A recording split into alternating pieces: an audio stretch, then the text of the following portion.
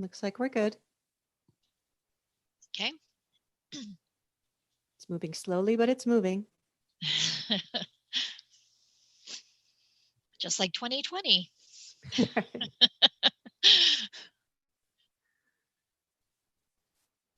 Okay.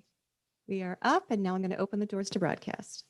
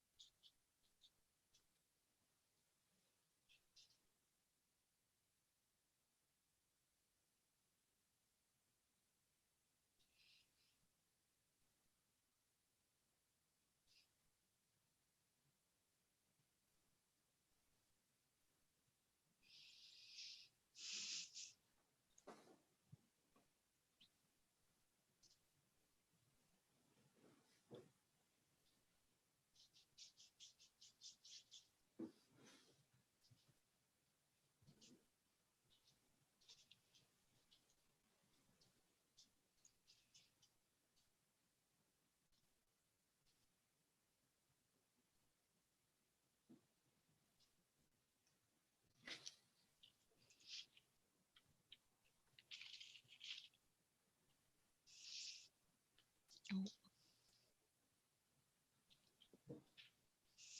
here.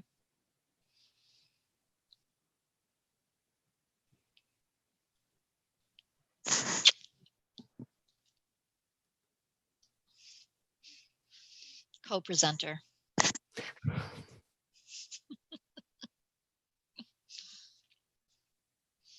Do you like LinkedIn? Yes, you love LinkedIn. LinkedIn is awesome.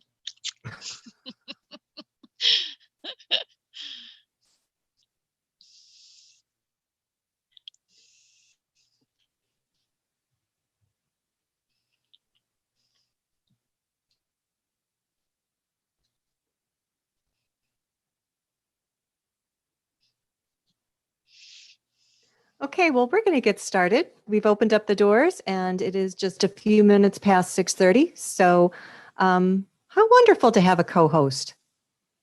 What is our co-host's name? This is Gemma. All right, Gemma. Well, thank you so much for being on board. Good evening, everyone. My name is Patty Smolin. I am the Business Liaison Librarian at the Schaumburg Township District Library. And tonight we are welcoming back Lauren Milligan. And we're so pleased to have Lauren back because she gave us 2 wonderful programs back in August, both of which are still on our YouTube channel, Beyond the Resume for your 2020 job search and Update Your Resume for your search. Those were the first 2 programs in a 4-program series. The other 2 programs also on the YouTube channel still are Shift Gears and Source New Job Opportunities and Maximize a Mobile Office and Produce Remotely. But tonight's program is going to be slightly different. It is still focused on career development and transition. This one is focused on LinkedIn 2.0 for career advancement. And this is a presentation for those who have a basic profile, but don't really know what LinkedIn can do. So Lauren is going to discuss how LinkedIn is used by employers and recruiters, how to set up the profiles so that you are visible to those employers and recruiters, and how to use all of the LinkedIn tools to your benefit. Lauren uses LinkedIn every day in her own business and looks forward to debunking the mystery of this crucial job search and career advancement tool. So those of you that joined, I hope that you do have a LinkedIn profile already existed. Lauren is going to take us from there. I had sent out a 2-page handout that she had prepared for us. I sent that out with your LinkedIn, with your Zoom link earlier this afternoon. Before we get started, I do want to make mention that we are going to be taking questions either through the chat feature or the Q&A feature. And I am going to add my name and my email address in the chat feature. Should you have questions that are not specifically LinkedIn based, but regarding tools and sources, either print resources or electronic resources that the library can help you with. So you are welcome to contact me or any of my reference librarian colleagues to assist with finding these and for your job search or other interests that you may have. So without further ado, Lauren, thank you back. 3 times is the charm, and we're so glad to have you back in this evening. Thank you. All right, so let's see. Well, should we just jump in, or is there any other intro or anything? Or are we good? That's all the housekeeping I have. I'm taking myself off video and I'm going to mute and I'm going to be a learner, but I am here and we'll tap back in as we have questions to field. Awesome. Okay. All right. So let's see. Here's what we're going to do. I am going to, first of all, hi, everybody, and thank you for joining me. This is, well, okay. So like Patty said, I use LinkedIn every single day. And I teach classes on it and things like that. So I love getting people up where they need to be on LinkedIn as well, and really talking about what the benefits are of LinkedIn, because there are many. So let me go to, let's see, I'm going to go to share screen here and we will get into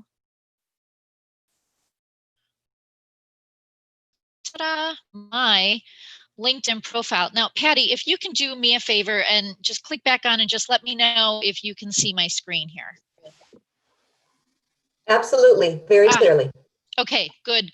Just want to make sure that we did this correctly. Okay, so and interestingly, one of the things when Patty said, "Hey, let's do a LinkedIn seminar," I think it was just the day before or something, I had discovered some new LinkedIn features. So I'll be talking about those features as well. But this is so this is my profile, standard profile here, profile picture, background picture, all the different categories. I've uploaded some, you know what, I don't know why.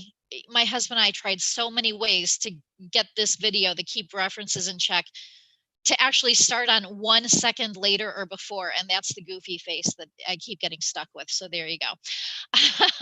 LinkedIn is not always your friend. So, but you can upload videos and all sorts of great stuff, and really be part of the conversations that are taking place today, even though we are not doing those conversations in person. So this is where I think I've actually probably been busier on LinkedIn than pre-pandemic, just because I, as an extrovert, am craving that contact, and sharing of ideas, and listening to what other people have to say, and jumping in and such. And so I've actually, like I said, I've actually been busier on LinkedIn, I think, than in other times. So let's do this. I want to hide me, or our little Zoom box here, because it's blocking some of my features. So, there we go. Good. Okay, so let's see. An important, so there's a dashboard. You have every LinkedIn profile comes with a couple of different pieces of real estate, I guess. Let's say that. The first one, of course, is your profile page that I'm looking at right now.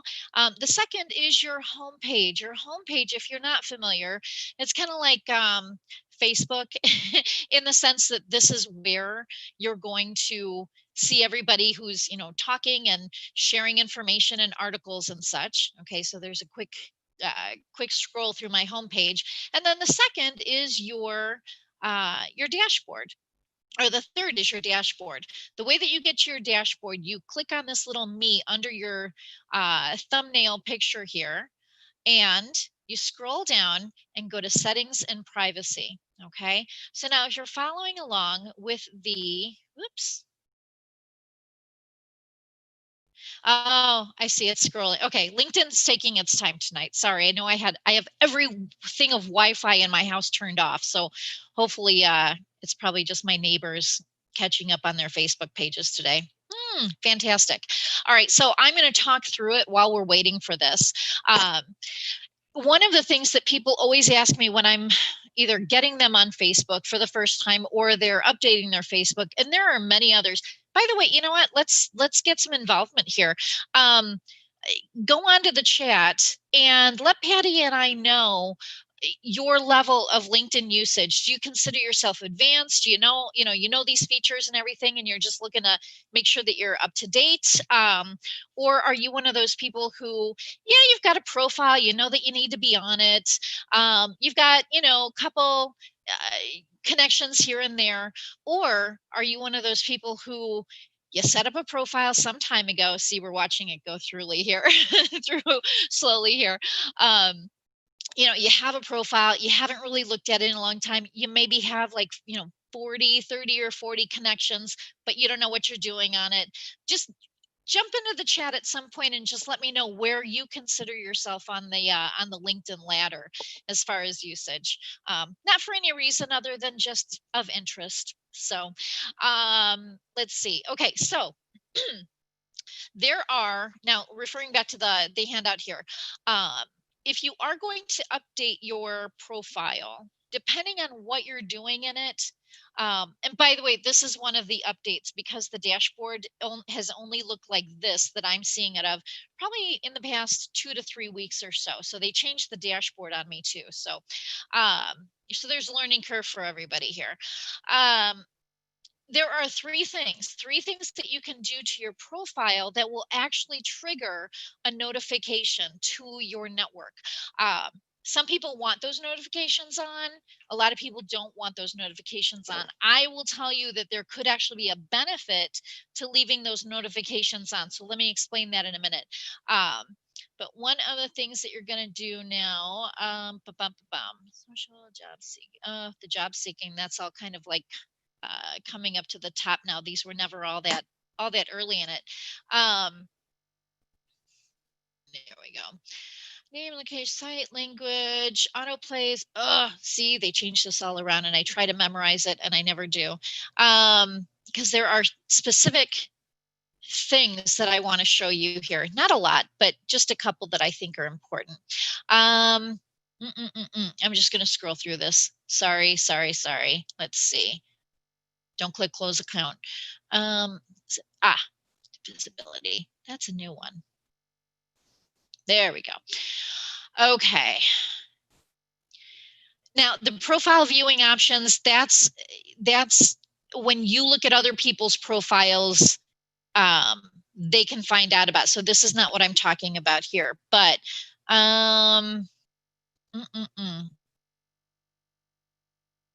choose you. Here we go. Okay. And they've actually renamed it to actually make a lot of sense. It used to be something else, but under visibility of your LinkedIn activity, look at these three things. Job changes. So if you change your current job, if you upload a new job or change, or you have a current job and you're just updating that. So job changes, education changes, and work anniversaries. Those are the three things that are going to trigger a notification to all of your connections where it says, hey, congratulate Lauren on a work anniversary, or Lauren has added a new degree, or Lauren has changed jobs, congratulate her on her new job, whatever it is, but those are the notifications. Now, for the most part, you want, if you take a look here, I've got this on no. Okay, so that means if I update my profile and I change any of these things, no notifications are going to go out. Every once in a while, I'd say about once, twice a year at the very, very most, I will actually go in and change this to yes. And you do it just by clicking on it, and then you turn the radio button to yes. I'm not going to do that right now. But if you do change it to yes, and then you make one of those updates, education, job change, or work anniversary, and it sends it out, here's why I do this. So I get a lot of business as a resume writer and career coach. I get a lot of business from LinkedIn, people seeing my profile. I'm connected with former customers, et cetera, et cetera.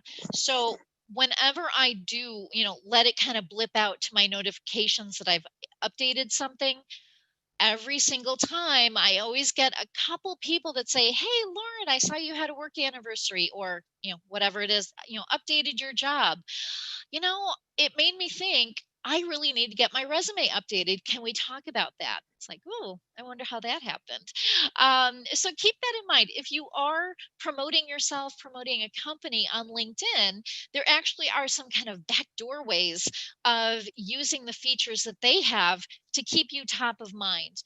You can do this if you're a job seeker and you want people to take a look at your profile without being so overt about it. So just keep that in mind. But for the time being, we're just going to keep that to no. The other thing that I think is really important, it's got to be under sign in and security. Let's see. Okay, sign in. Hopefully it's under there. Here it is.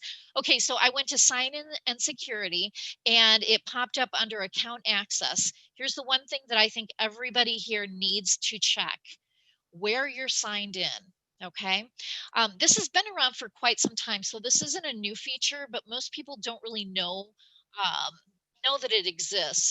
When I realized it exists, it's not because I learned this from another LinkedIn expert. I was just tooling around in my dashboard and saw, oh, this is interesting. And guess what? I was signed in to 29 other sessions on all sorts of different computers, because I would go around to, I'm an instructor at College of DuPage. I have done LinkedIn programs for Harper College, Wabansie, Moraine Valley, all sorts of colleges, as well as companies. Companies would have me in and have me teach their staff how to do LinkedIn. And whenever I was done, I would always just be like, okay, great, I'm done. And I'll close out. I would just close out the little tab, but I wouldn't do anything else. Well, guess what? That actually keeps you logged in on the computer. Now, could anyone actually get into my profile? Probably not. Probably not. So I know this could look kind of alarming. Don't be alarmed. I don't, if no one can, if you don't have your password, so what would happen is if they pulled up that LinkedIn profile, it would say your username, but you would have to insert your profile in order to start it up again. Okay. At least that's been my experience. So the fact that I was logged into 29 sessions, of course, it was alarming at first, but then when I really thought it through, it's like, okay, so no one has my password. And also, I don't have everything I have on LinkedIn. It's stuff I don't mind people seeing. I don't have my credit card listed with LinkedIn. I don't have my social security number on LinkedIn. I don't have my home address on LinkedIn.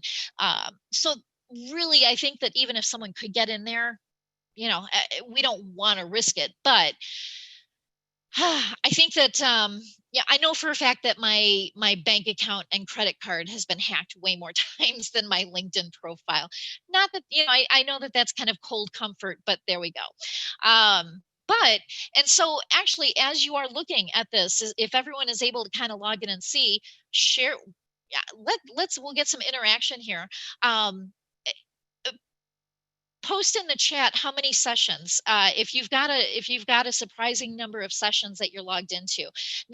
Now, two, I'm always going to have at least two, because that's my laptop as well as my cell phone, and I'm fine with that. So two active sessions, that doesn't raise an eyebrow whatsoever. But I do think it's important for everyone to know this. Let's see. Yeah, and then there are, as I was going through this, there are some new things on here. So if you haven't been in your dashboard in a while, go into it and just see. What I always tell people is you can't break LinkedIn. So go in and tool around with everything. If you don't want to, if you really, really want to make sure that your network isn't getting notifications or anything, and again, they won't unless you're updating those three things. But you can go and make your profile private for a little bit while you're doing this. Do I recommend it? No, but if that's your comfort level, then go ahead. But yeah, so there are a lot of these new things. Some, but I will say this: not too many of them have impacted me whatsoever. None of them create any actions on my part, because it's just like, oh, okay, now I know where that is. So nothing too earth-shattering on the other updates. As far as the dashboard goes, I'll get into other updates. So now I'm going to get out of here and go back, so you can take a look at my screen here. I'm actually literally clicking on back to LinkedIn. By the way, every once in a while, if you do updates, and you're in your dashboard, or if you're in your groups, or if you're in the jobs portion or whatever, it may ask you to re-sign in for security reasons. Sign in again with your password. I'm not going to show it. I have my password written down probably about 8 different places. My purse, my work bag, a little notice on my laptop. Like, I've got my password everywhere because I don't want to lose that anywhere. So that's just something I do. So as a reminder, or as just a good nudge, just do yourself a favor and actually write down your LinkedIn password if you don't have it written down anywhere, because you don't want to lose your profile and have to start all over. Let's see. Okay, so now the next thing I want everyone to be aware of, if you're not already, is here. I'm going to go back to my profile and take a look. There are always a couple different ways to do everything on LinkedIn. My preferred way to get back to my profile is, again, I'm going to click on this little me underneath the thumbnail and just click on view profile, and that brings me back to my profile. Slowly but surely. There we go. All right. So everybody on LinkedIn should have an updated URL, a personalized URL. And the way that we're going to do that, you can get there a couple different ways too. And 2 of them are, I'm looking at 2 of them right now. We can go into this pencil. Anytime you see this pencil, that means that you can get into edit mode and you can edit that particular section and see their about page, featured. Every section has its own little pencil icon. You can also, and I think this is actually, excuse me, frog in my throat. I think this part is a little interesting. If you click on edit public profile here to the right, if you have this option, and click on it, one of the things that I think is really interesting is it will take you back to one of the first versions of LinkedIn. So you can actually see what LinkedIn used to look like if you haven't been on there a while. And you know what? I have to say, I kind of miss the old version. You had to scroll more, but now they've got all the collapsed sections where you have to click, read more or see more, whatever it is. I kind of miss this. So it's vintage, classic, old school Facebook, I guess, right? But here's what we're going to do to personalize your URL. And I'm only going so far into this because I'm not losing my personal URL here. But you want to go here and, again, see this little pencil icon. And then from here, you can actually try some things. Now, if you don't put anything in this little box that we're looking at here, I'll circle it with my mouse. LinkedIn, I believe, and I only say this while I remember when I've updated other people's, because I don't need to update mine, but I believe that they will make suggestions for you. However, all of the suggestions are not that different than the unpersonalized URL in the first place. I don't like that, because what that means is they're going to put some random letters and numbers at the end of it, and it doesn't look any better than the generic one that you started with. Okay, so I'm going to show you a really cool way to see if a LinkedIn profile with your name on it is available, which, by the way, there are millions and millions and millions of LinkedIn users. So if your name happens to be, John Smith, you're not getting that. But there are some other things that you can do. So here is a little trick to see if a URL is taken. Patty, I need your assistance for this. So if you could unmute yourself. I'm back. Okay, so what I'm going to do is type in linkedin.com/in, because that's what happens. Oops, I want to take that off. Helping a client earlier. LinkedIn.com/in/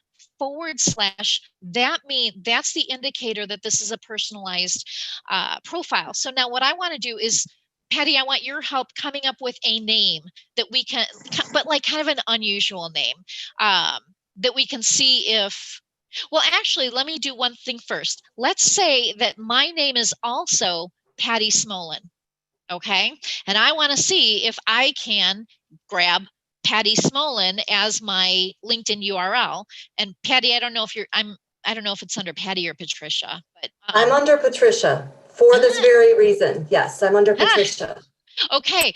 Oh, okay. So what you're saying is that Patty was already taken, right?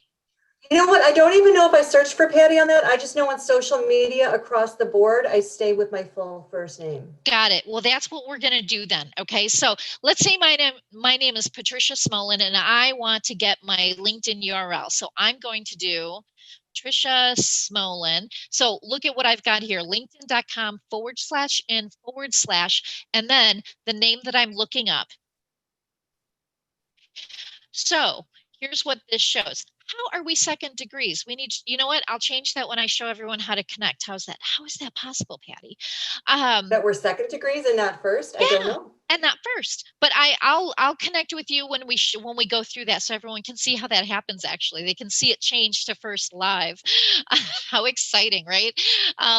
So this tells me right off the bat, oh shoot, my name is also Patricia Smolin, but guess what? Someone got there before me. Okay, so here is how you can then see if one is available. And Patty, here's what I need your help with. I need you to help me come up with a really unusual name that is most likely not taken by anybody on LinkedIn.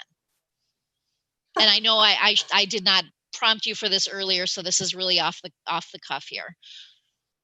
Oh, you know what? Okay, so I think this is a fun exercise. If anybody's ever watched Friends, the series of Friends, remember there was that made-up name? I think her name was Roberta Phalange. That's what Phoebe always came up with. I wouldn't even be able to tell you how to spell it, but why don't you come up with something that sounds, Roberta Phalange. Okay, I'm going to do that. And was her first, I want to say that might not be the right first name. I could be wrong, but I know, and but of course I miss that last name being so unique. Oh, absolutely. I love it. Okay, so Roberta, how are we? All right, help me out here. Phalange.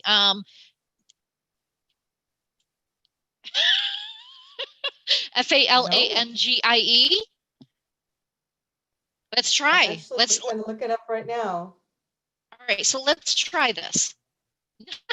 Exactly. Well, hey, this is great because this is exactly what I was hoping to see. So if your name was Roberta Phalange, spelled the way I spelled it, you would be in good luck because when it says this profile is not available, that is good news for you because it actually means no one has this profile. Okay, so to me, that's a lot more, it's a little bit of a better way than going back here and keep trying this way. It's just a little more cumbersome this way because if it's not available, it's going to say LinkedIn suggests this one instead, and then you have to clear that one out. So this way you can just type in really fast. If you see this profile is not available, boom, grab it, it's yours. Okay, so that is 2 points here. 2 points. I was close. It's Regina Phalange. Regina, that's right. But I think the point you're really driving home is such a good one because I know that when I have met individuals that I wanted to look up on LinkedIn that may have had some common names and the John Smiths of the world, and I get multiple listings, and especially if they don't have a photo and I'm trying to find them and they're trying to be visible, but they're grayed out. They haven't put a location. I am trying every other substantial keyword to try to narrow that person that I think should be more visible on LinkedIn. And it's certainly not a stalking that you're looking for somebody, but if you've met someone in the business circuit that you think works for a prominent organization, you want to, they should be more easily findable.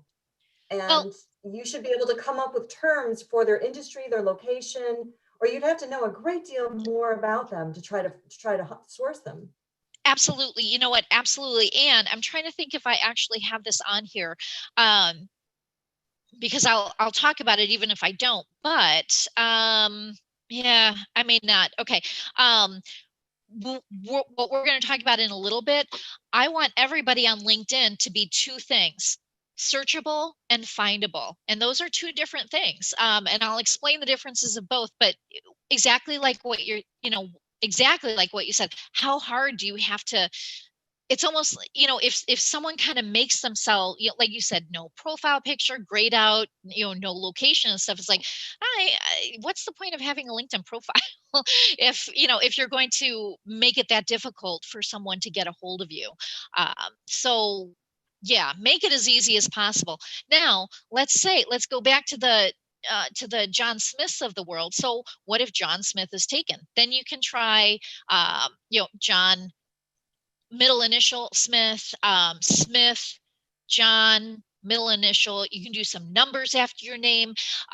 They now have, they now allow different, I think you could do like an underscore or a dash in the name. Try both, because they were rolling out both, and I'm not sure if they both actually stuck, but they had to do this because so many people were complaining to LinkedIn saying, I can't personalize, I haven't found any options, and the ones you're giving me are this weird random list of letters and numbers that don't have any association to me. Why should I even change at that point?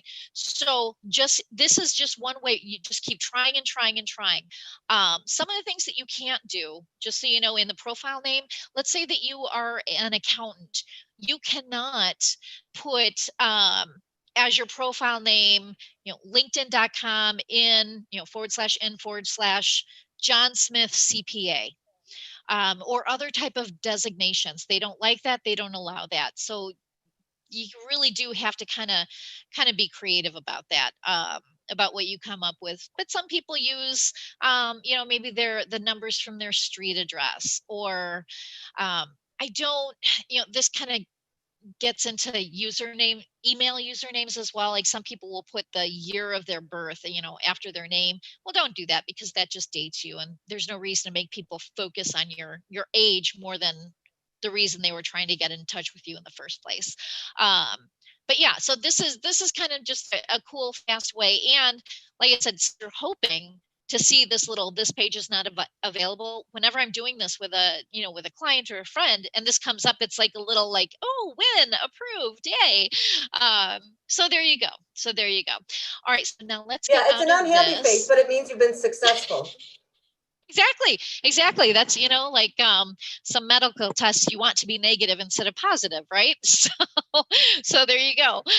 It's like, yes, this is good news. Grab it. All right. So that's how you personalize your URL. Now, following through on the handout here, profile picture. Okay, so this is, okay, so I'm again in edit mode, so I'm going to get out of this one, close this out, and there's my profile. So you want to have a profile picture. And by the way, I want to pull something up here, because, oops, we're doing pictures, right? Because yours, as I just glanced at it, is such a good example of what I'm about to say. Come on. Oh, LinkedIn tonight is well, it means a lot of people are on LinkedIn. I guess that's a good thing, right? Or all my neighbors are tapped into my same Wi-Fi, and that's not a good thing. All right, so I'm that person. While I'm waiting for this to pull up, I'll say this. So I've worked from home, from my home office for the past 20 years, and I've always had great internet. And then the pandemic hits, and now all my neighbors are home and on the internet all the time. I'm like, but I should have better service than them, because I've been here for 20 years. They're new to this, but such is life. Okay, so I am going to pull up Patty's profile again, because I want everybody to see such a good example of what I'm about to talk about. LinkedIn, you're killing me here. All right, so as I'm talking about this, when you come up with a profile picture, I want you to portray two traits. And I think Patty does this so well in her profile picture. I want you to look intelligent. As in, number one, I can do the job that I'm being hired to do. And number two, friendly. I want you to look like the coworker who people will enjoy working with. Okay, so if you can look smart and friendly, boom. To me, that's a great profile picture. Patty, you've got it all over the place. This is a great example. You. So The very brief background from this was I did have a profile picture that was taken in the library, which I thought was a fine, I was very comfortable with it. It had the backdrop of, the books and the stacks. It's the nature of what I do in my field. But this was, I had just gotten off the dance floor at a family celebration and the photographer snapped a photo, and this is genuine happiness. So I just I love thought, that he just, story. I just thought it may have been something personal, but that became my LinkedIn, profile shot. So How cool is thank that? you for the compliment. That it's a good memory. Up until the point that the library had to adjust its services and hours, we did have available our digital production studio by appointment for individuals to come in and use as a backdrop for a headshot for LinkedIn. And unfortunately, we can't offer that now. But after seeing a number of individuals that have taken selfies, or just had the possibility for more flattering position, pictures of themselves. Yeah. We wanted to make that available to them, and they were very pleased with the results. So even though we don't have that available any longer, there are plenty of other options, that you can address as far as how to take those pictures. Even coming into the library and just using the backdrop of one of our stacks, our settings, our displays, something of interest. I love that. Well, and I actually, years ago, I had a background photo that was taken in a library. I had to change it because it was like 15 years ago and it felt deceitful as the grays creeped in, I guess.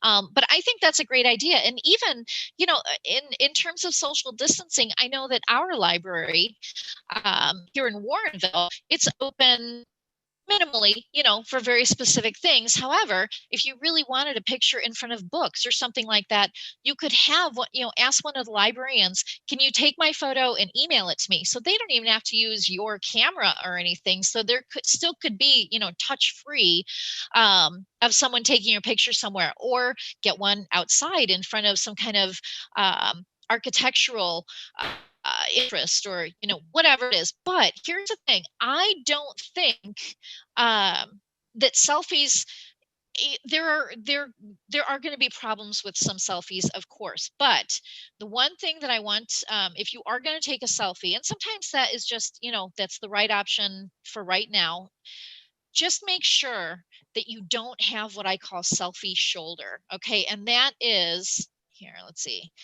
So here's my cell phone. And if you're taking a selfie, some people, have a tendency to do this where your shoulder is going to be up here. And that's not natural. It's going to look odd. And, if you take a bunch of selfies, it might not stick out to you because it just looks like, one of the selfies that you take. But drop your shoulder if you're going to do this. So drop your shoulder a lot, and then just try to, angle around so that you're not all like leaning and stuff like that. But selfie shoulder to me is the one thing that kind of jumps out as like, oh, it would be actually a pretty decent picture if it wasn't for that darn shoulder. So just something to think about. But yeah, smart and friendly. Boy, if you can, if you can pull that off in your profile picture, to me, that gets 2 thumbs up. And then on the handout, I have the ideal pixel size, so that when you're, cropping and photoshopping, or whatever you're going to do, 400 by 400 pixels is the ideal size. And then background photo. Now, Patty, this is interesting because I noticed that you don't have a background photo here. But you're in a library, so you've got, just a picture, of the books or something, actually would be a pretty decent background photo. So something to think about. I hadn't thought about that. That's a really good option. I never even considered going. I kept the default, but thank you for that.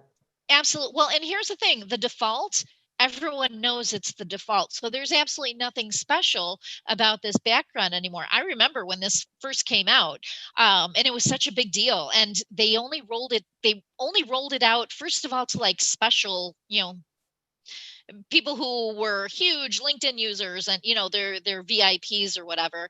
And when I got mine, it was like a badge of honor kind of thing, like oh, I got the background. And then like about 2 weeks later, I was like, this is ugly. But then that's when you were able to update it yourself. So I'm going to go to another, I'm going to keep yours open in case we need it. So I don't have to keep bouncing back and forth. And here is mine again.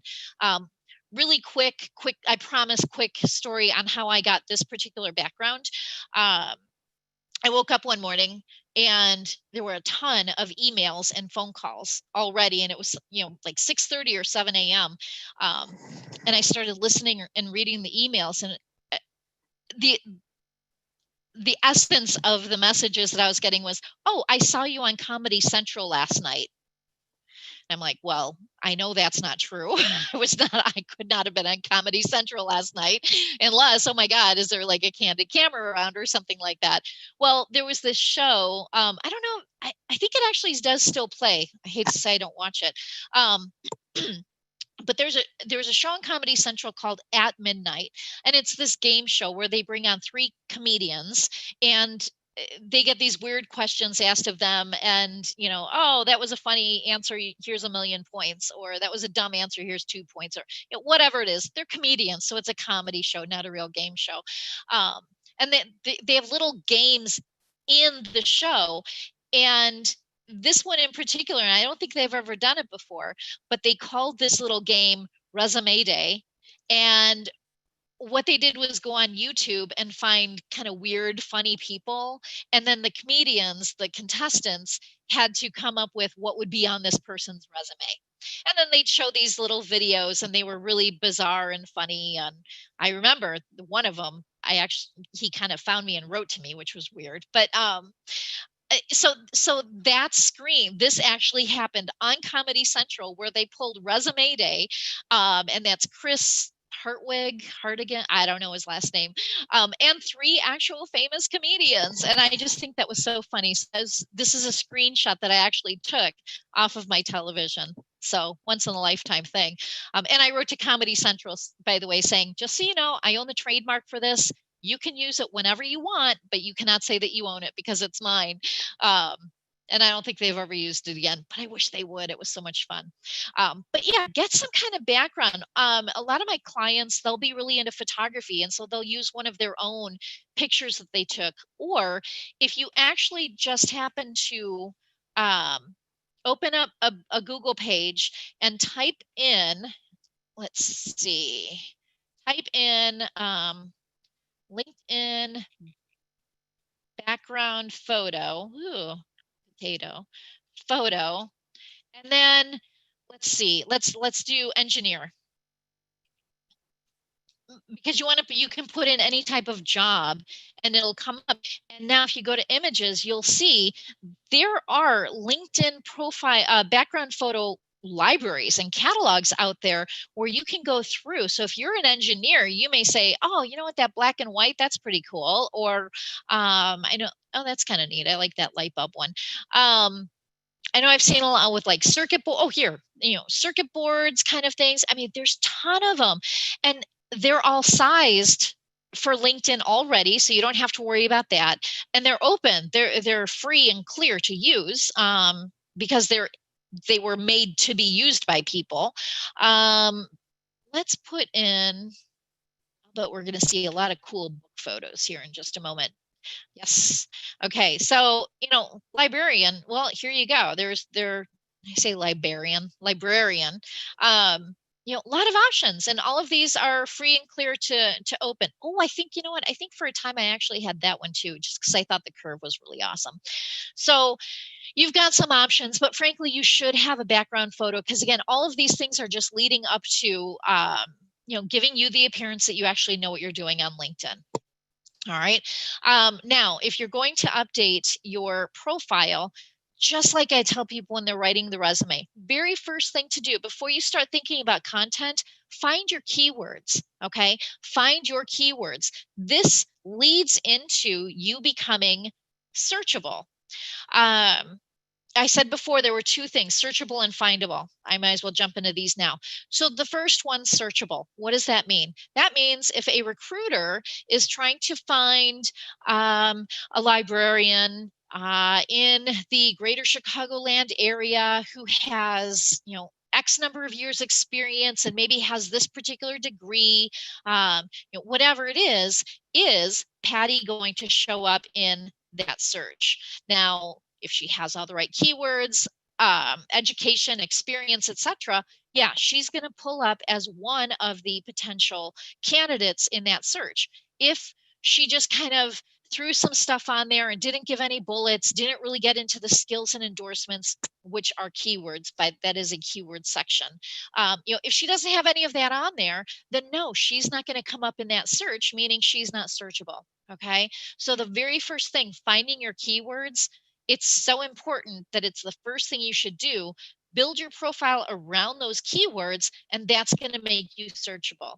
Now, to go into the other part of that, you also want to be findable. Findable is actually what Patty was talking about before. She's trying to find a specific person, knows his name, but and maybe knows his location and knows maybe the industry or title he has. In a search, if she put in a couple of those parameters, search parameters, is this person going to pop up? If so, then this person is also findable. That's what I mean by searchable and findable, using the right keywords so that people wanting to find someone like you will find you, as well as using all the right keywords and search parameters so that if someone is looking for you specifically, they'll be able to find you. Okay, searchable and findable. But once you have your keywords, then you want to start peppering them throughout the entire profile. As a matter of fact, so this is my headline. Again, if you want to get to your headline, you would click on this little pencil here. I will do that. And I need to stop doing, okay, everything's taking so long tonight. This is, by the way, where you update your pictures and your name. Okay, your headline. You have 120 characters. And again, when I talk about the headline on the handout, it says 120 characters. So I've gone through and given you the little, kind of cheat sheet of how much content you actually can have. Excuse me. So creating your headline. Now, I see a lot of headlines that are, just, accountant looking for next opportunity. Yeah, this is real estate. This is valuable real estate. So use it as much as you can. This is where you absolutely want to start dropping in those keywords to make you come up further and further up in someone's search. But you also want to tell a little bit of a story, because you can. It's your place to do this. So this is where, try to come up with something that separates you from the rest of the pack. What are you really good at? What's important in your roller industry right now? Whatever it is. But so if you take a look at I'm going to get out of this edit function, just going back to this. Resume writer, career coach, outplacement expert, navigating job seekers through today's digital ATS driven job search. Full disclosure, I think I have probably like 8 or 9 different headlines that I kind of change around and mix up a little bit based on what's going on. And everything right now is all about that ATS, ATS searches and how do you upload and how do you, even get past the filters and all that kind of stuff. ATS is a huge keyword right now for people who are looking for people like me. So I put it right there in the headline. You betcha. Okay, so think about that.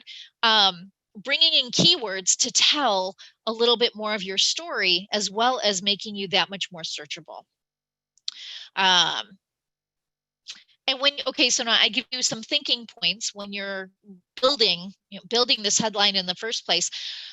Who are you looking to connect with? Who are you hoping will find your profile? Now, I'm not a job seeker, so I'm not necessarily looking for recruiters or hiring managers to find my profile. I want more, clients and people looking for speakers and things like that. So that's kind of what I'm thinking. So right off the bat, I want to position myself as an expert. Okay. And that's, that's what you want to be. You want to write this for your ideal reader. Okay. Whether that is a hiring manager, maybe it's just, connections. You're happily employed, but you want to be on LinkedIn to not lose track of your network. Whatever it is, think of your ideal reader and what they would like to see and what's going to draw them into learning more about your message. And then, oh yeah, okay. So, and then going on to this next part, it is, it's now called About. It used to be the summary. I don't know why they changed it. Microsoft, a couple years ago, Microsoft bought LinkedIn and made all these changes, and not too many of them were great, but it is what it is. But now this is called the About section. You get 2,000 characters, which is a pretty good chunk of space here.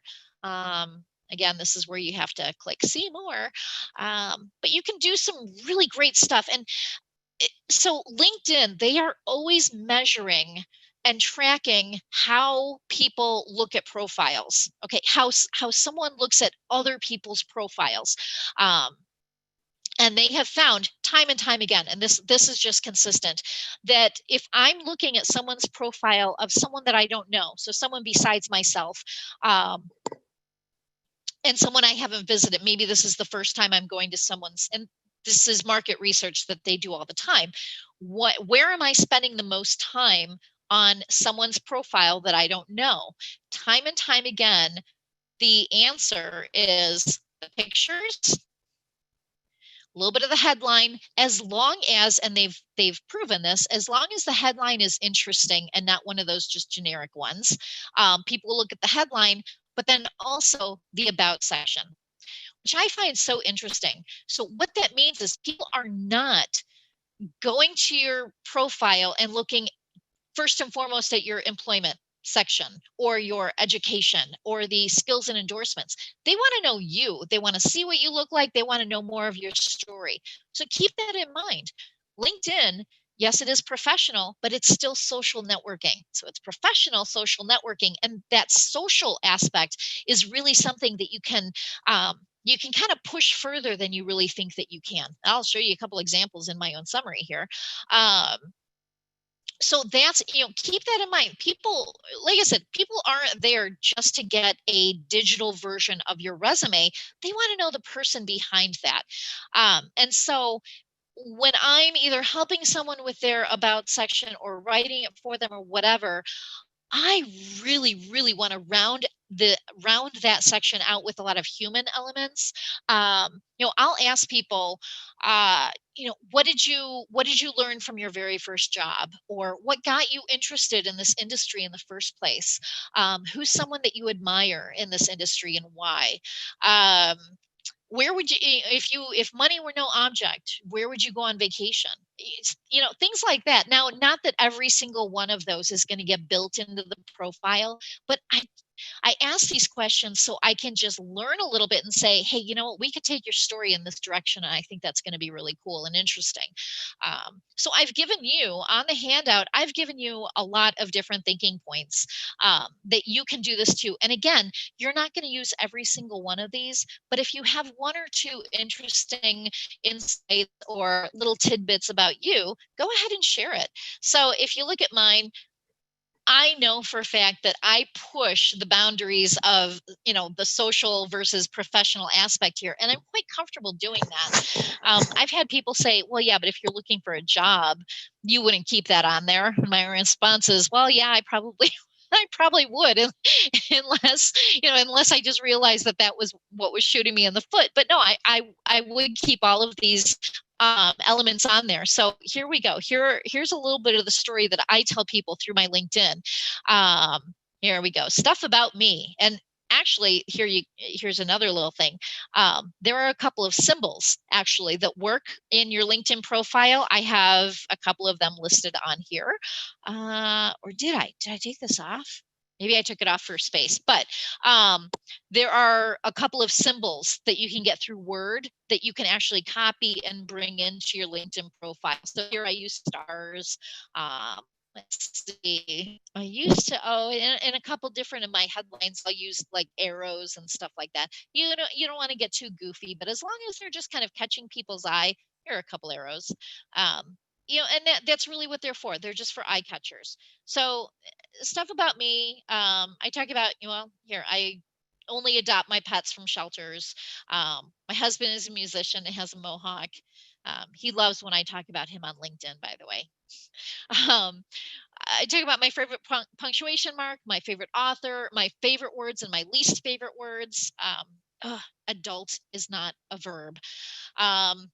My welding projects, and the fact that I speak Spanish. So those are just some, some little things. And you know what? They start conversations. I cannot tell you how many times I will, pick up the phone's ringing. I'll say, yeah, I found you on LinkedIn. I'm looking for a resume writer. Oh, great. But you know what? I also adopt my dogs from, or my, my pets or my cats or whatever from shelter organizations. Which one do you go to? Oh, well, my favorite is this one in Naperville, or, whatever. And we start talking about, and then pretty soon we're like sharing. I'm emailing pictures of Gemma, and they're emailing pictures to me of their dogs and stuff. And oh my gosh, that's so cute. And hey, you wanted a resume? Let's talk about that. And now we're talking as friends. And it's because that social element that I put on there enabled that. Now, I'm not saying that those conversations would not happen otherwise. Hopefully they would, but this just kind of influences the conversation to be a little bit more friendly. There's a little bit of trust built in there because you do see that I'm a three-dimensional person who likes certain things and doesn't like other things. And there might be something in this that people really respond to and say, oh my gosh, that's kind of cool. I want to talk to this lady about my resume. So for me, that works. Do you have to do this? Absolutely not. You can, you can go to just a very professional, straight-laced, buttoned-up profile.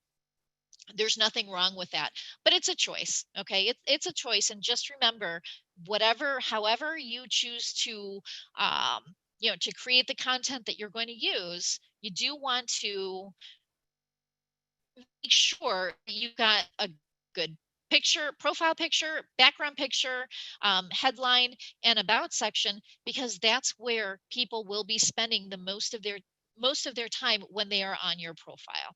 Okay. And then the other sections, just go ahead and fill them in with some, good information, interesting information. You can do bullets, etc. You can use paragraph format. You can upload.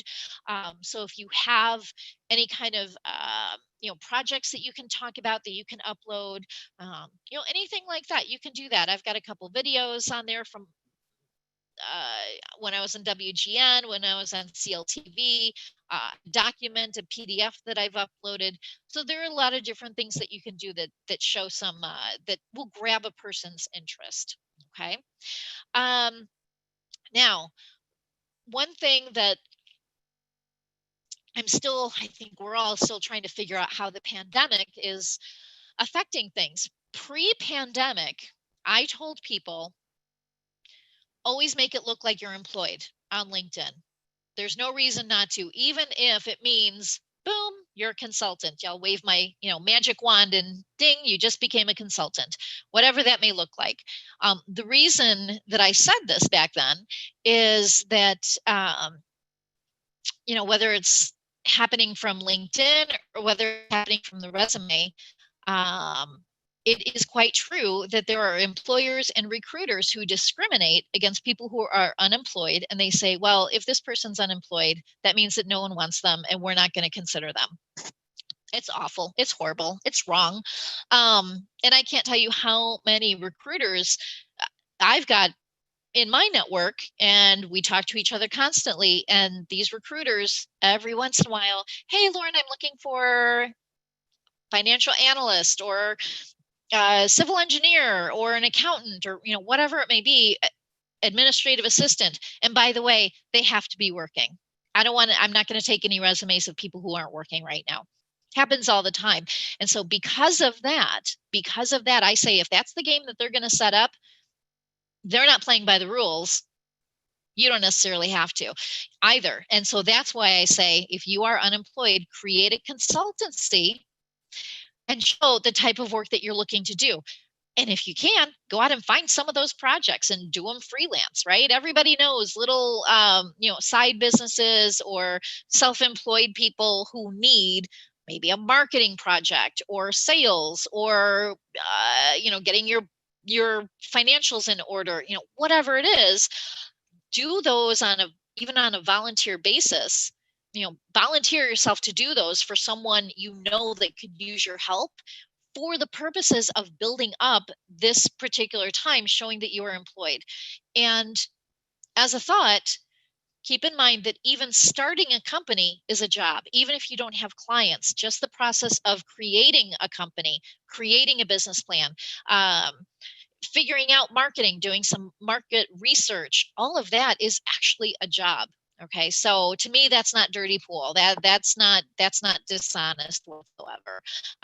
Especially since I know that the odds are really stacked against the unemployed. So, and if you want more information about that, we can talk about this after, or we can take the conversation to another day or whatever. But to me, this is important, and it's important only because I think it's important for everybody to know that these are the conversations that happen when candidates aren't around, when candidates aren't listening.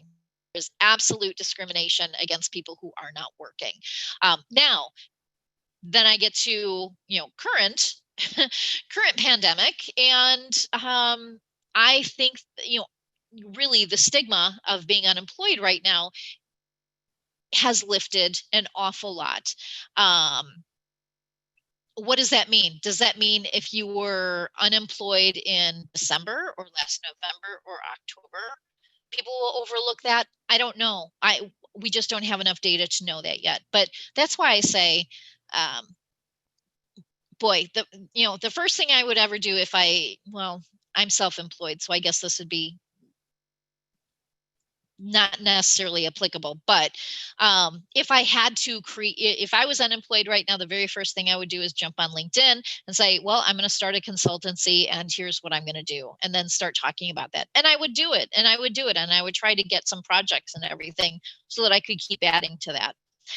But I want you to know the reality of what that looks like. Okay, so employment, multimedia. Again, you can upload documents, you could upload videos, you could upload different types of presentations. Going in there here, let me go into my own. Right. Oh, and this is it this arrow? Let's see, or is it this one? Okay, so these little lines, this lets you rearrange your sections. So if you want something to be higher, this is how you would do that. This little edit, I'm going to scroll down here. See, this is where if you want to change it here, again, see, there's always more than one way to do everything on LinkedIn. So this is that second section there. Media, here we go. So if you do want to upload something, you can do it through here. If it's a link, so if you want to direct someone to another website, you can do that there. And let's click on what happens. Oh, well, yikes. Okay, so supported formats, this is what I'm looking for. This is where you're going to see you can upload Word and PDF and a couple other things. I haven't looked on here in a little bit. Everything's taking so long. I'm so sorry about that. Let's just close out.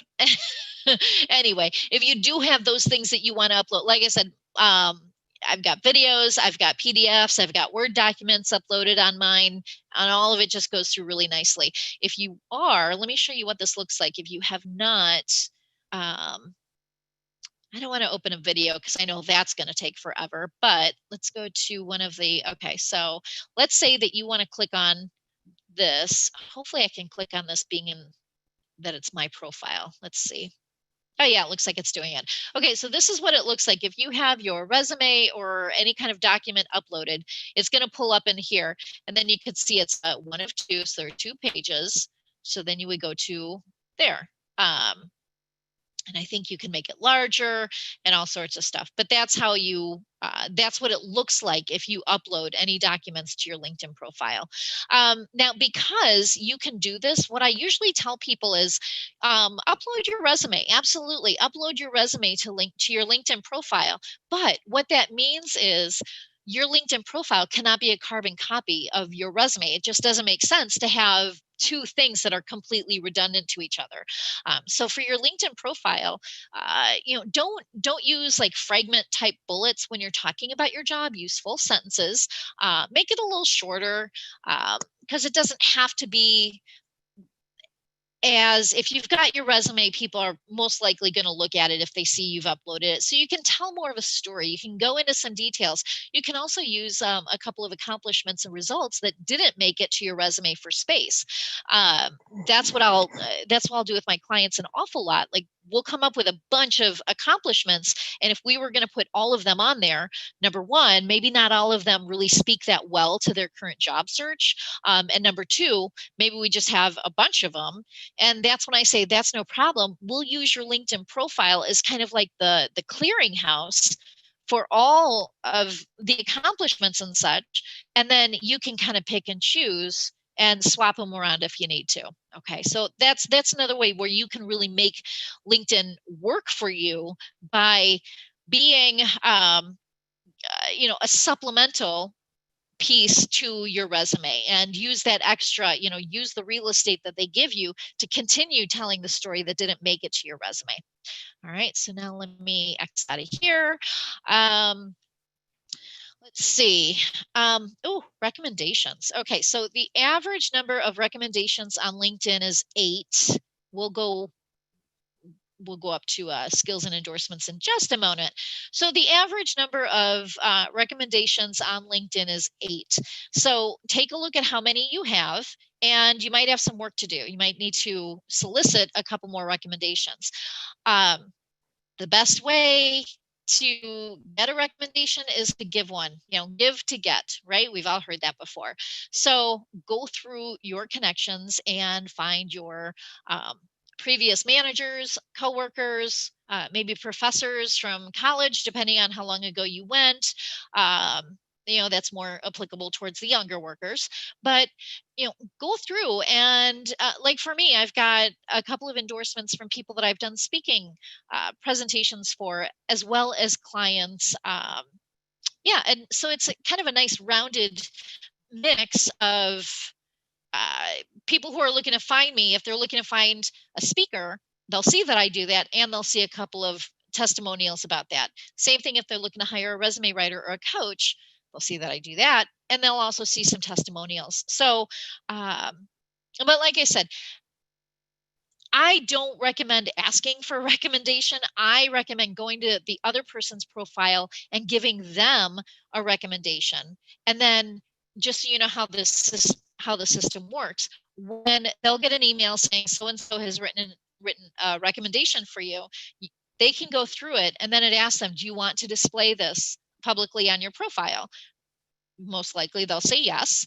And then the system actually prompts them, and it says something like, would you like to return the favor, or something like that. So that's why I say give to get. So you're going to give one to someone, most likely they'll want to write you one, and they're getting a prompt by the system. So it's kind of, it kind of works in nicely, where chances are you'll get one yourself.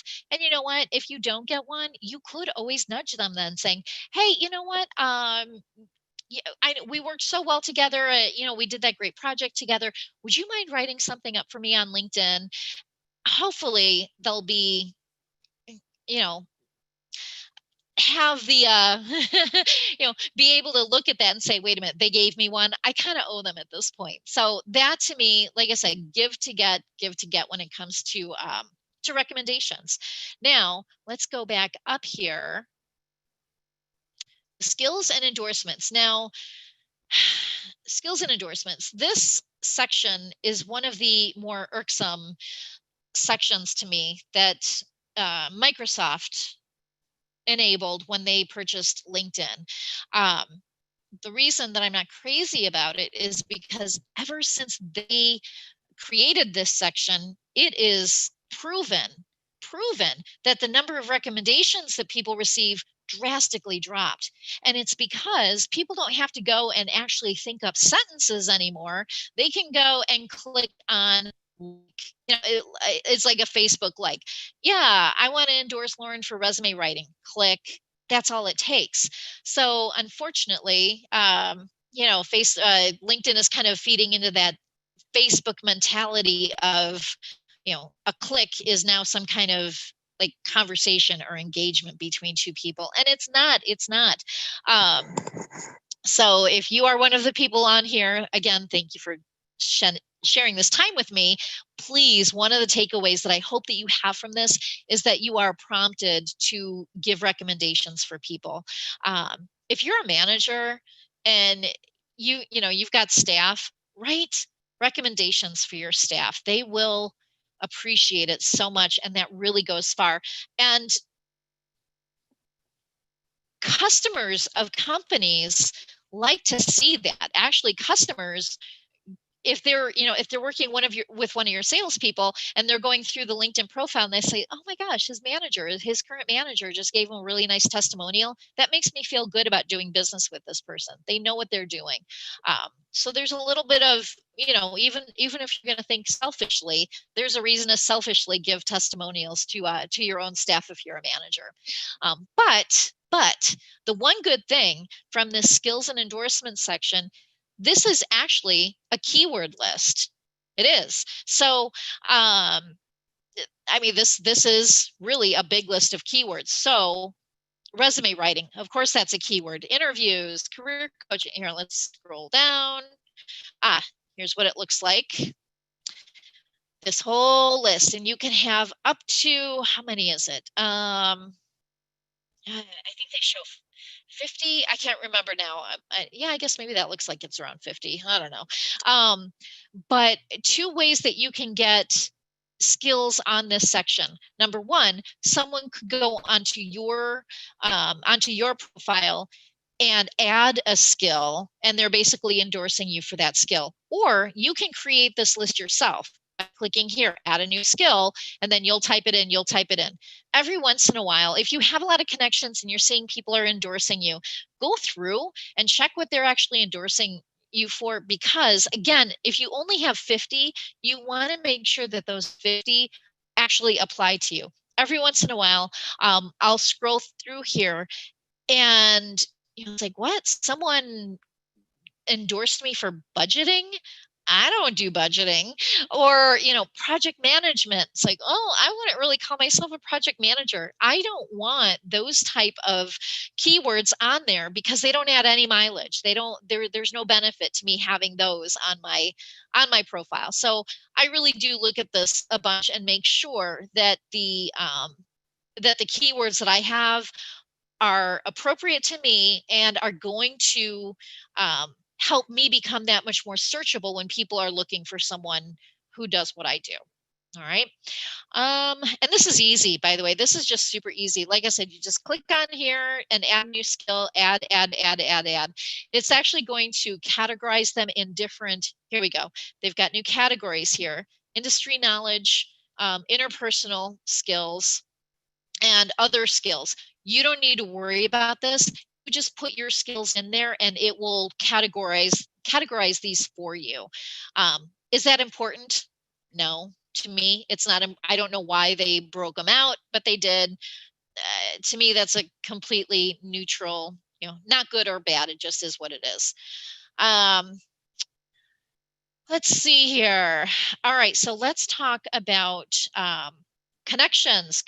Now, this is where Patty and I will connect and everyone will get to see what this looks like in real time. Isn't that exciting? So Patty and I know each other. We've worked together before, and I want to be a first connection to Patty. Let me really quickly go through what the connections mean, if anyone's not aware of that. So you've got 3 levels of connections. You've got your first degree connections, your second degree, and third degree. So first connections are people who actually on LinkedIn have purposefully, intentionally connected with each other. Now we are first degree connections. Second degree connections are people who Patty are first degree connections of, but I'm not connected to them. Those are my second degree, because there's me and Patty, that's first, and then Patty's that I'm not connected to, that's second. Third degree means that there are no common connections between us. The more connections you have, obviously, the more number of second degree connections you will have. Just makes sense, right?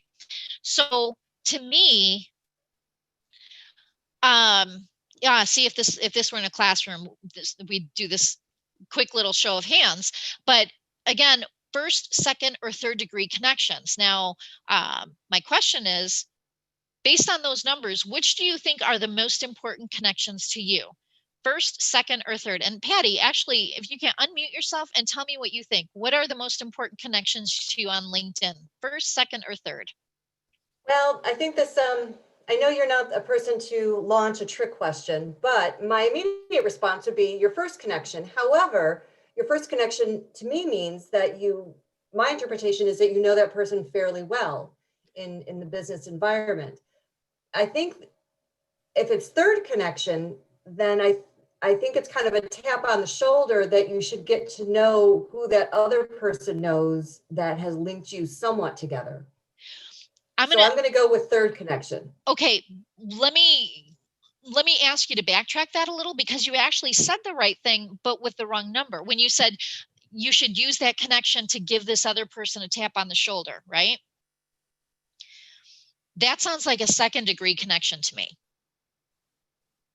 Okay, so you can't get that from a third degree? Not so much. With a third degree, LinkedIn is going to prompt you, do you really know this person? Put in their email address to show that you know them and stuff like that. So you can connect a third degree.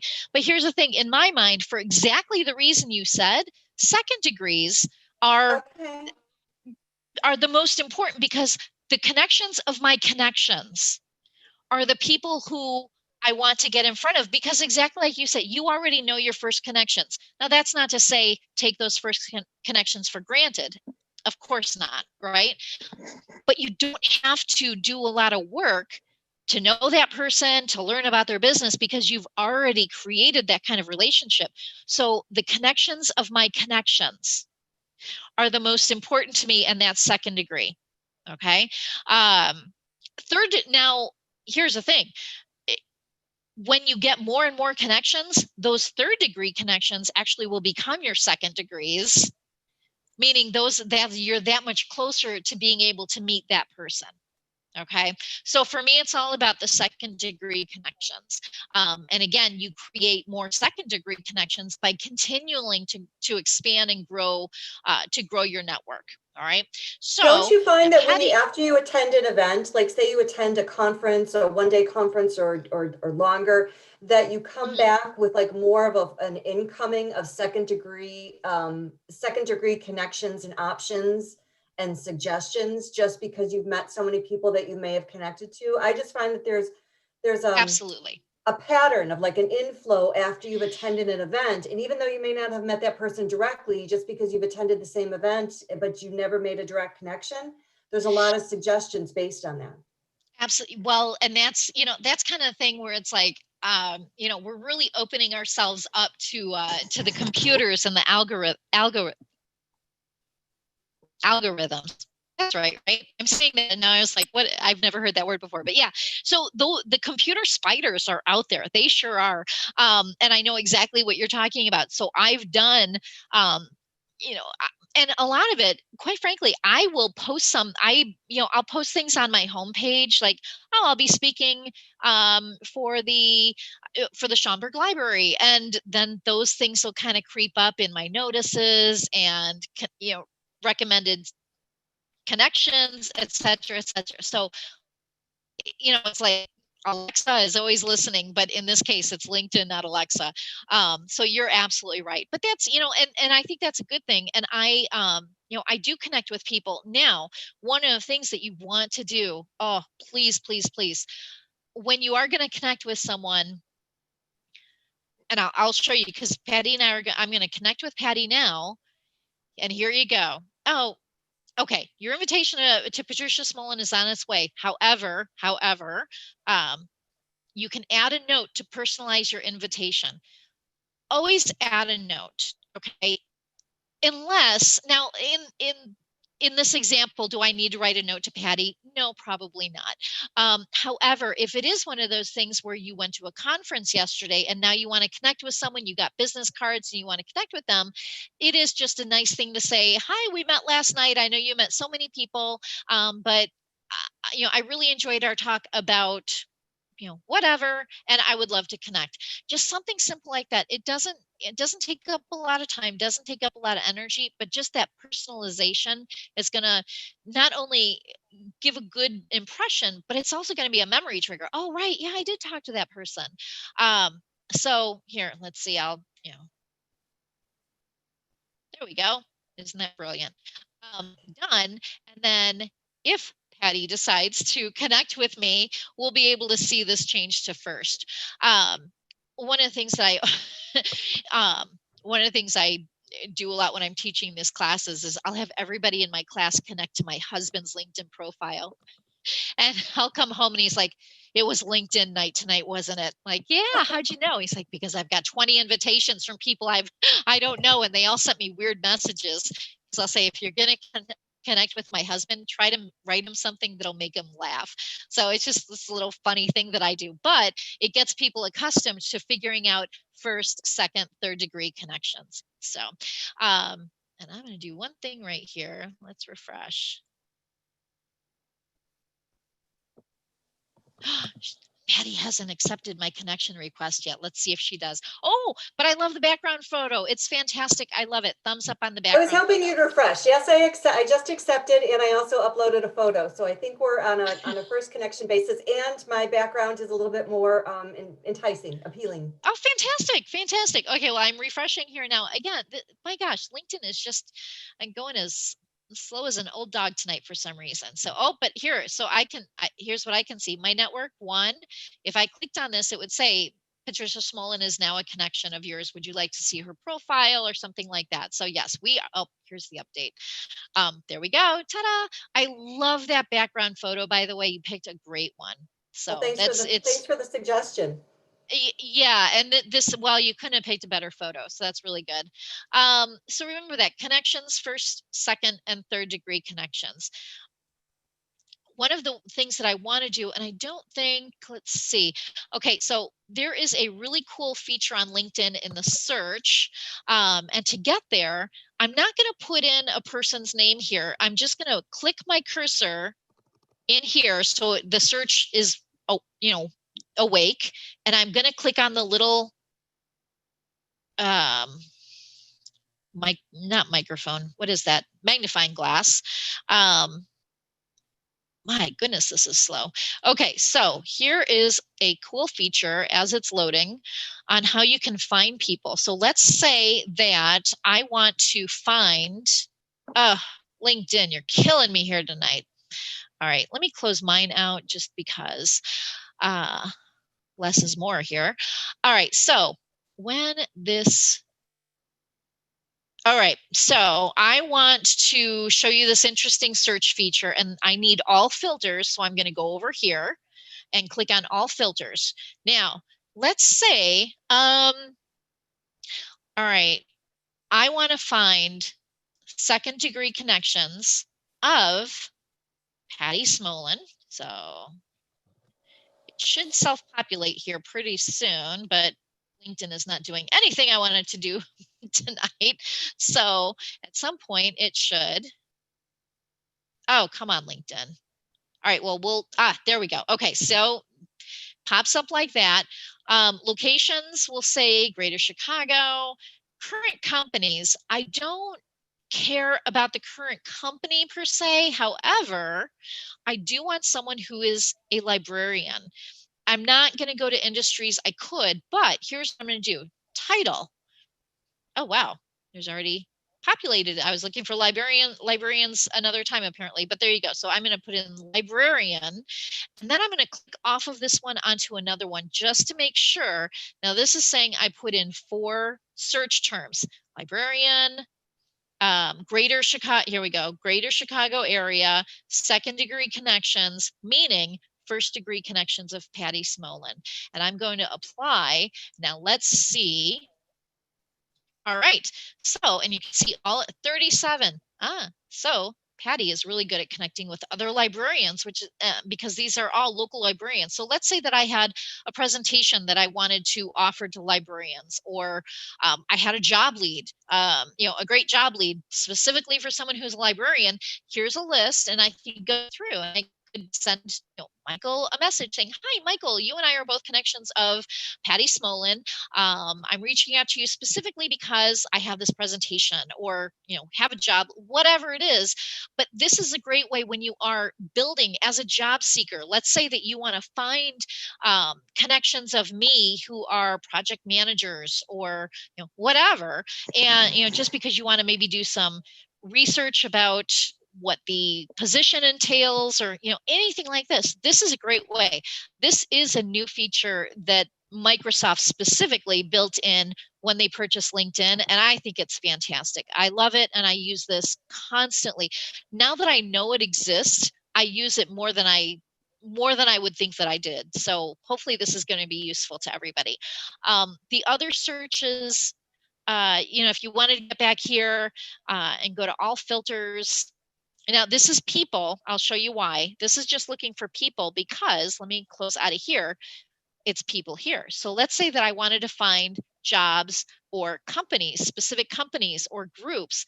I would do it from here and then put in the search terms that I'm looking for. Okay.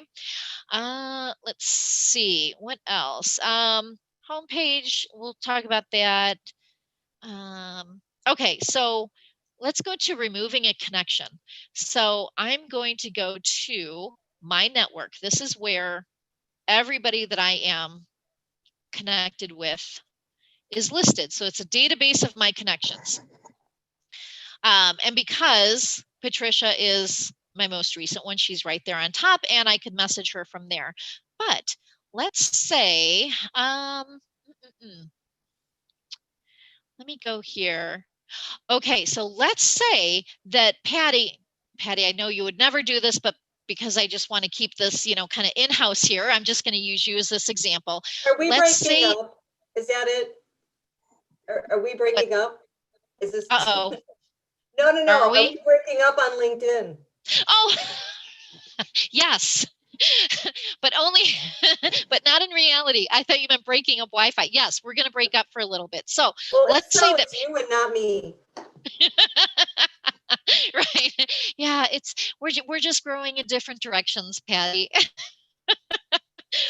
So let's say Patty starts, sending me spam, or, whatever it is. And I don't want to be connections with her anymore. What I would do, and I would never do this, Patty, I promise, but what I would do is click on these three and remove connection, and that's it. If I remove a connection, and I've had to remove a couple of people that started getting a little shady on LinkedIn.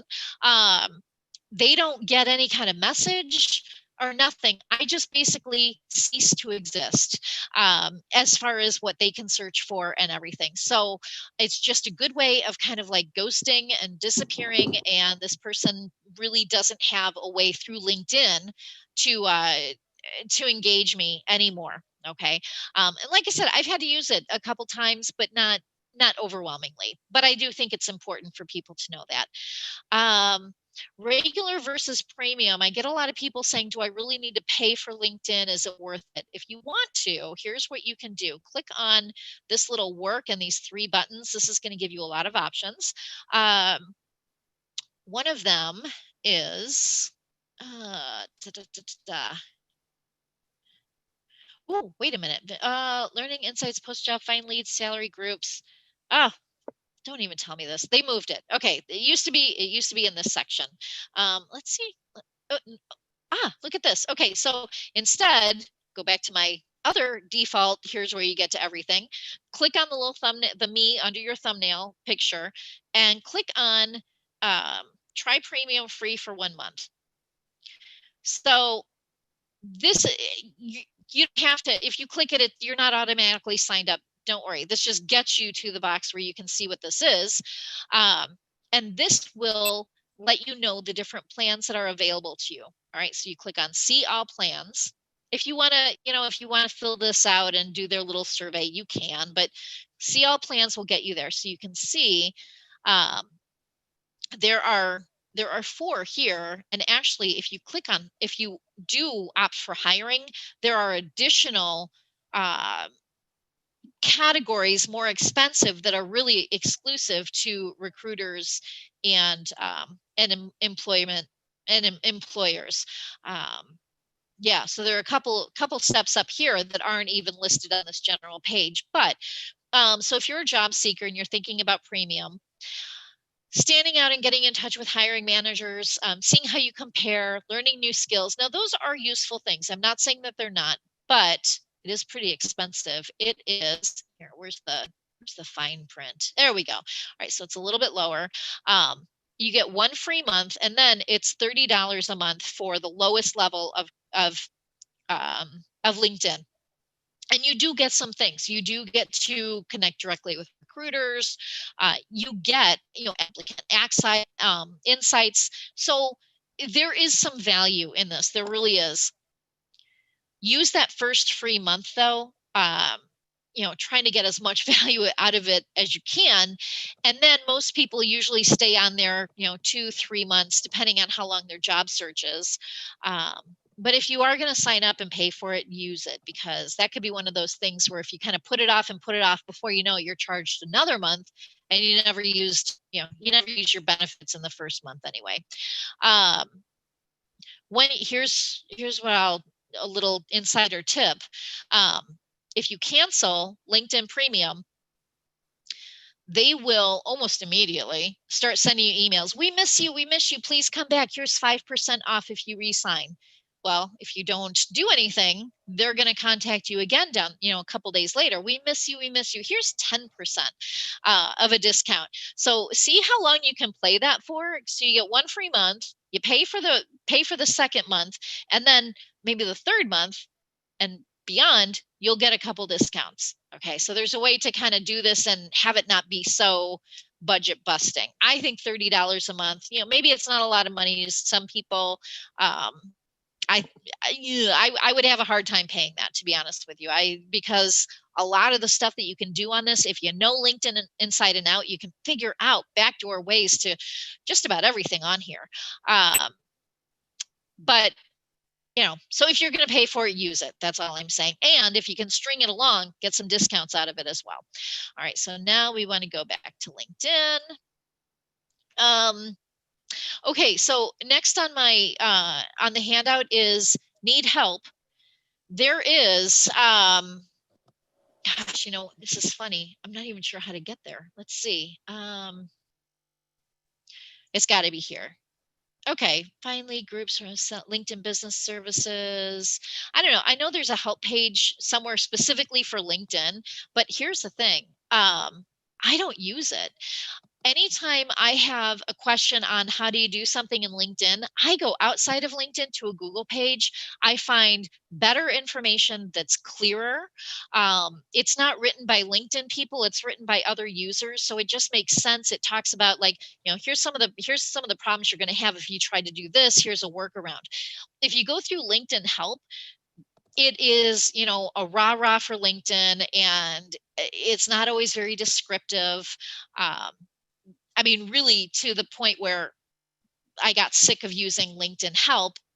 And like I said, I now just go outside and I find the information I need so much faster, and it's real world explanations and everything. So if you are looking for help on LinkedIn to do anything, just Google it. You'll get a great answer that way.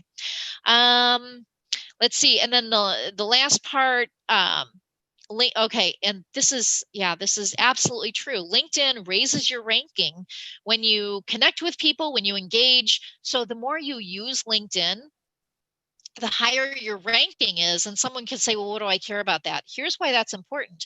If you're going on to LinkedIn Jobs, and this just happened, well, it happens all the time, but as a matter of fact, just this afternoon, I was working with a client. We were trying to look up some jobs for her on LinkedIn, and she's a fairly new LinkedIn user. So I looked up the particular industry and her particular city, and I was like, oh, this is fantastic. We've got 400 jobs to choose from. She's like, what are you talking about? I see 87 jobs. That's because she didn't have a lot of connections. She hadn't posted anything on the homepage. she really wasn't using, and she had her profile for a really long time, just never used it. So now what we're doing is we're spending about a week or so for her to get it, connect with as many people. She's posting a couple things on her homepage, et cetera, et cetera. And I'm willing to bet that by the time her and I talk next week, and we do that same kind of search, she's going to have more results, but she's going to keep doing it and keep doing it because I want her to see as many as possible. So keep that in mind. If you're not using LinkedIn all that much, they're going to withhold information from you. And there's really nothing wrong with it. It's their playground, right? It's their playground. It's their rules. And all they're asking you to do is engage. So I know that there are in terms of this woman that I mentioned earlier, she's like, but I'm a really private person. That's fine. You can be a private person. You don't have to give up any kind of personal information. All you're doing is filling out your profile, connecting with people. They're going to connect with you, maybe think, oh, I hope she's doing well. And not much after that. If she doesn't initiate anything, she's going to post a couple things. That's really not opening your front door to the world. But it is going to, the work that she does and the time that she spends doing those things, I do believe it's going to pay off well for her. But just keep that in mind. And for all I know, people, if someone else had done that same search with me, they might have seen a lot more than I have. I don't know. But again, just keep that in mind. The more that you engage, the more that you connect with people, the more results and more things you see overall, not just jobs, but overall on LinkedIn. Okay. And I think that's kind of it. If you take a look at the second page of the handout, I've given you a checklist. Okay, I've given you a checklist that goes through pretty much everything that we talked about. So as you are updating, going through everything, you just get to check it off, check it off, check it off. And when you get to the end, you've done a pretty good job on your profile, and you're going to have a more robust LinkedIn experience. One thing that I do want to show you that's kind of outside of LinkedIn. Let's see, I've got my hand. Let me just open up a brand new page. There we go. All right, so let's say that this is actually, let me open up my own resume. Why not? All right, so let's go here. And sorry, I know I should have had this pulled up beforehand, but let's see. Look at my versions of my resume I have. I don't want to do PDF though. Here, we'll pull up this one. It's no problem. Okay, so I already have this on here, so I'm just going to delete this. All right, let's say that I want to add my LinkedIn profile to my resume. Here is what I would do. www.linkedin.com/in/Lauren Milligan. Enter, that makes it a hyperlink. But to me, that's long. Okay, that's kind of long. Maybe I want to add a couple more pieces of contact information on this line, so I want to shorten this. Here is how you can do that. If you take your mouse, and you're going to right click on the hyperlink. So right click, and it drops down this choice box, and I'm going to go to edit hyperlink.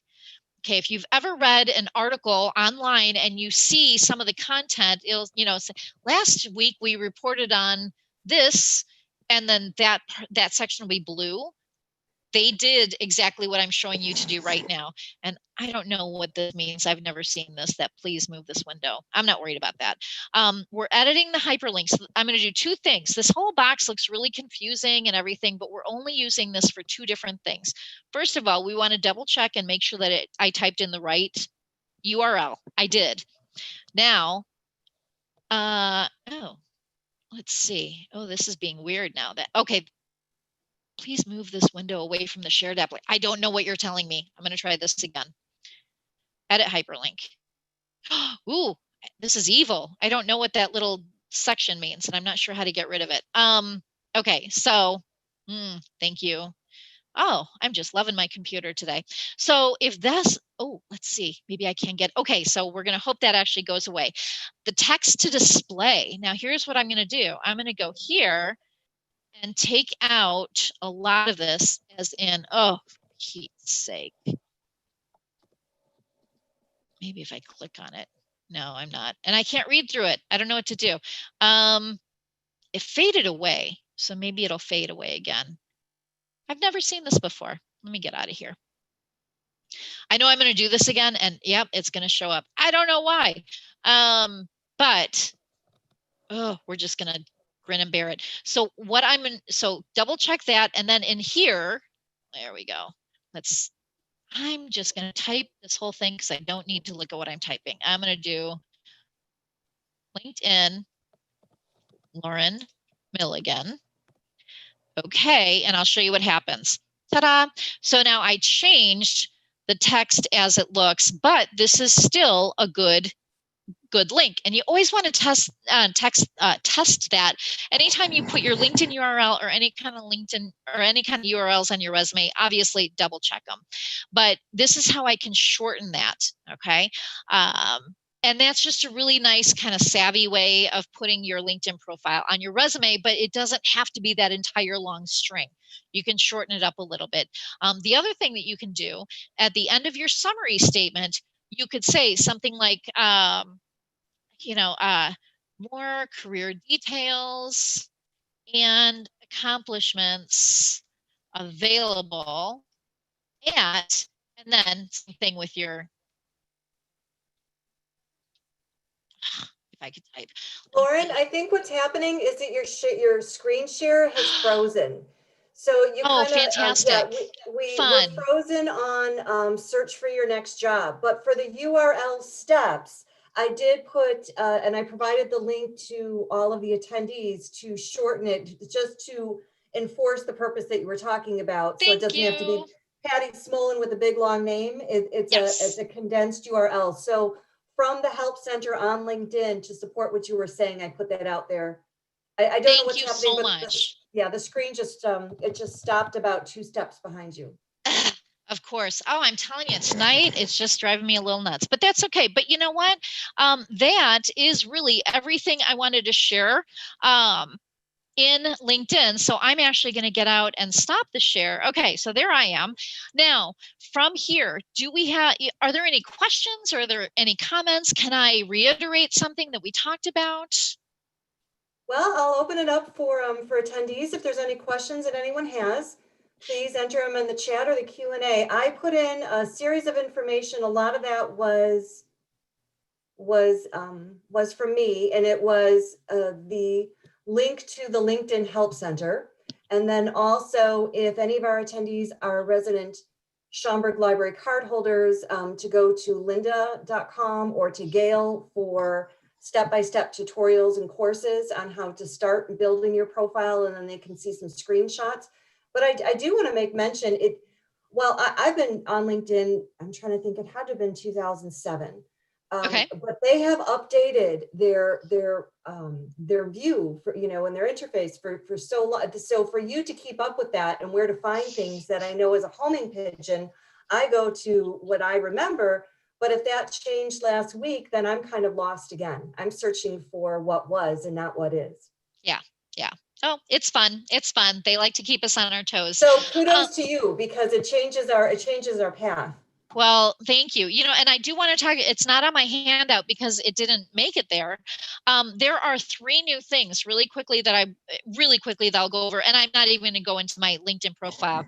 I don't, but you can add in, actually, you know what? Maybe I will for this one. I'm sorry, Lauren, we do have a question, and I'm trying to ask Sue, can you clarify that? Because I think we have a question from a patron, and I think she meant to say, what is the job source?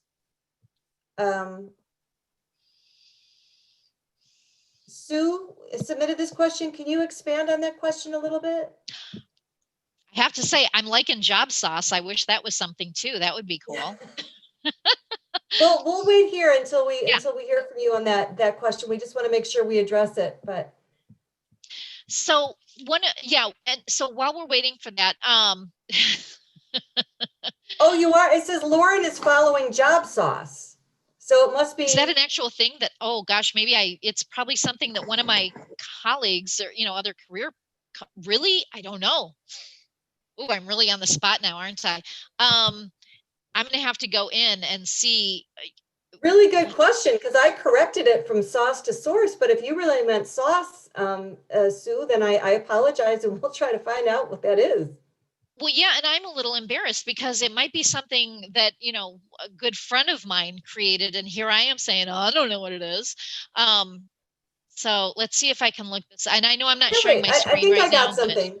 Yeah, it's a company. It's called thejobsauce.com. Here, let me put it right here. and it is. Yeah. Okay. So I'm seeing it too. Professional So resume and careers. it's obviously you know, a resume writer that I've connected with, and I'm a little red-faced right now that I didn't come up with that answer on my own right off the bat. I'm so sorry. Well, I also saw you had I think in the triple maybe actually four digit of contacts. So Yeah, so that's, you know, I want to see on my own. This is another thing that they changed recently, but you can see it used to be right there, like how many connections you had and how long you've been on LinkedIn, and that's in a different place now. And to be honest with you, I'm not even sure where it is because I just haven't looked for it in a while. Anyway, but you can somewhere on your dashboard, you could actually see how many connections you have. And when you started with LinkedIn, I started in 2004. So I've seen, you know, a lot of the generations of LinkedIn here. So one of the things that you can do, and I'm going to do a share screen again, if you don't mind, is open this back up. Come on, share screen. Okay. Where's it's this one, right? Yeah. Okay, so from your profile, one thing that LinkedIn recently launched is an open to work. And this is your way of telling people. Now, this is where I'm kind of on the fence, and I'm hoping that, you know, with the pandemic, employers are more friendly to people who aren't working. In normal times, I would say, do not use this, do not use this. But I don't know. Maybe now it's worth it to use it. You're going to go into where you're going to go add profile section, click on intro, and then see this looking for a new job. If you go there, gosh, LinkedIn, I can only click so many times here, and you're just freezing on me. Okay, so I'm going to keep talking. Hopefully it'll bump up. Let's see. Let me make sure I clicked on that. Yeah. Okay, so looking for a new job. When you click on that, it's supposed to open up a box where you can actually put in the type of work you're looking for, a couple more of those things that normally would be saved for the jobs portal, and then it's going to give a little banner thing. I believe it's right around your profile, but it's just a little badge or something that says hashtag open to work. Like I said, I don't know. In normal times, I would say, oh, I don't really recommend it. And by the way, let me tell you why that is. So if someone says, well, yeah, but I am looking for work. And if I'm working, doesn't that mean a recruiter might not call me? Oh my gosh, there is no such thing as professional courtesy, you know, between recruiters and employers. Here we go. Okay. So you can put in all of this, you know, just fill all of this out and then add to profile. I'm not going to do it because, again, I don't want to mess too much with my profile, but that's where you would get that little badge that says you're open to work. If a recruiter goes through, finds you, they're never going to say, oh, shoot, Lauren is the perfect candidate, but it looks like she's working, I'm not going to call her. No recruiter is ever going to do that. They're going to say, she looks like the perfect candidate, I need to get in touch with her right now. A recruiter will never call you because it looks like you're currently working. And that's what, but I know that they may not call you because you're not working. Okay. So that again gets to the reason of, you know, create your own consultancy, whatever it is that have to do to make yourself look, you know, be currently employed. So keep that in mind. Again, it's a weird balance because of the pandemic, and we just don't have the data to know which way people are leaning, but I think everyone gets it. I really think employers and recruiters are lightening up, at least during this time. So, but that open to work thing may be a really good thing for people. You might want to try it out.